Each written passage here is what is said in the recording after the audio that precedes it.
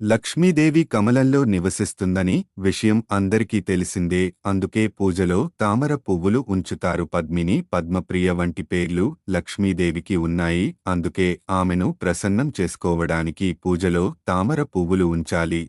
లక్ష్మీదేవి ఆవు వీపుపై కూడా నివసిస్తుందని చెబుతారు. గోవులకు ఆహారం పెట్టి వాటిని సేవించే వారికి లక్ష్మీదేవి అనుగ్రహం లభిస్తుందని చెబుతారు. చాలా చోట్ల లక్ష్మీ పూజగా పసుపు కుంకుమలను ఆవు వీపుపై రాస్తారు. గురువారం గోమాతకు పిండి తినిపిస్తారు. ఈ దేవి నివాసంగా ఏనుగును కూడా చెబుతారు. లక్ష్మీదేవి ఏనుగు తలపై కూర్చుంటుందని అంటారు. ఏనుగుని చూడటం కూడా చాలా పవిత్రంగా భావిస్తారు. గజలక్ష్మి కూడా లక్ష్మీదేవి స్వరూపమే.